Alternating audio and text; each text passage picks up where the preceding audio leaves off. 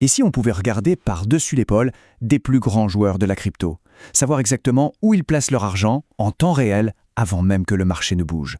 C'est cette piste assez fascinante qu'on va explorer ensemble. Alors, la grande question, est-ce qu'on peut vraiment prédire le marché? Soyons directs, non, personne n'a de boule de cristal. Mais, est-ce qu'on peut obtenir un avantage, avoir une lecture un peu plus fine du jeu? Ah, là la réponse est oui, absolument. Et la clé de tout ça, elle se trouve dans les mouvements des plus gros portefeuilles de l'écosystème. On va commencer par faire connaissance avec ces fameux géants invisibles. Il faut imaginer le marché crypto comme un immense océan. Et dans cet océan, il y a des acteurs aux poches quasi infinies. On les surnomme les baleines. Leur influence est juste colossale, et pourtant leurs actions semblent se dérouler dans l'ombre, du moins en apparence. Pour se donner une idée, on parle de transactions qui, chaque jour, dépassent parfois les 100 millions de dollars. Un seul de ces mouvements, peut suffire à faire décoller un cours ou, au contraire, à provoquer une chute brutale.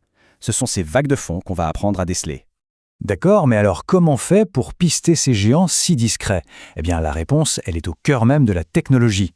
La blockchain, au fond, c'est un grand livre de compte ouvert à tout le monde. Chaque transaction, même la plus massive, y est gravée pour toujours. Le secret, c'est juste de savoir où regarder.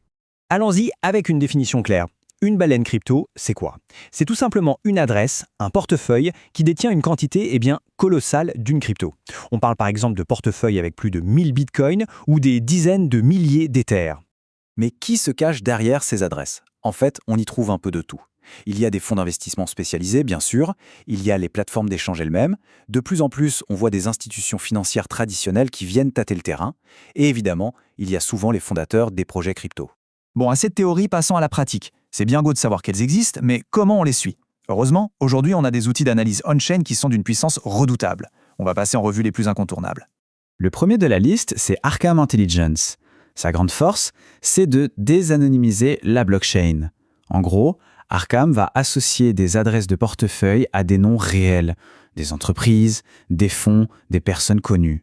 Concrètement, ça veut dire qu'avec Arkham, on peut suivre les flux d'argent des institutions, on peut voir quelles baleines communiquent entre elles, et surtout, on peut surveiller les transferts vers les plateformes d'échange. Et ça, c'est un signal crucial, parce qu'un gros tas de jetons qui arrivent sur un exchange, ça sent souvent la vente à planer. Deuxième outil majeur, Nansen. L'approche de Nansen est un peu différente. Eux, ils se concentrent sur la performance. La plateforme analyse des millions de portefeuilles pour repérer ceux qui sont historiquement les plus rentables. Nansen met en avant ce qu'ils appellent les Smart Money Wallets, autrement dit les portefeuilles de l'argent intelligent. En les suivant, on peut voir où se dirigent ceux qui ont souvent eu raison par le passé, mais le signal le plus fort, c'est quand on voit plusieurs de ces portefeuilles qui n'ont rien à voir les uns avec les autres commencer à acheter le même nouvel actif. Ça, c'est un signal de confiance très très difficile à manipuler. Et enfin, le troisième outil, c'est Bubble Maps. Lui, il a une approche très visuelle. Il permet de voir la répartition des jetons pour n'importe quel projet. C'est un peu comme passer l'économie d'un token aux rayons X.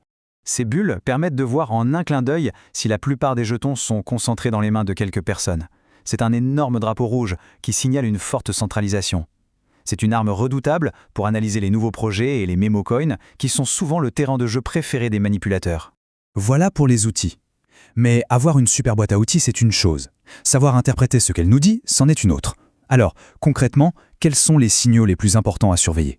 Il y a 3 signaux principaux à garder en tête. Premièrement, on l'a dit, un dépôt massif vers un exchange. Ça suggère une intention de vente. Deuxièmement, une accumulation lente et discrète. Quand on voit une baleine acheter un peu tous les jours sans faire de vagues, ça peut indiquer qu'elle anticipe une hausse. Et troisièmement, les achats coordonnés. Quand plusieurs gros portefeuilles se jettent sur le même actif, ça peut être le début d'une nouvelle tendance forte. On en arrive maintenant à un point qui est absolument crucial, les pièges à éviter. Parce qu'il faut être clair, suivre les baleines n'est pas une stratégie sans risque. On parle d'acteurs très sophistiqués qui sont tout à fait capables de tendre des pièges pour servir leurs intérêts. C'est la règle d'or qu'il ne faut jamais oublier.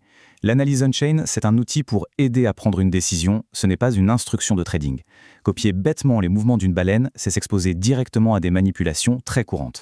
Les 2 manipulations les plus classiques, c'est d'abord le fake pump. Une baleine achète en masse pour faire monter le prix artificiellement, ça crée de l'excitation, du FOMO, et dès que les petits investisseurs se ruent dessus, elle leur vend tout au sommet. L'autre piège, ce sont les faux signaux.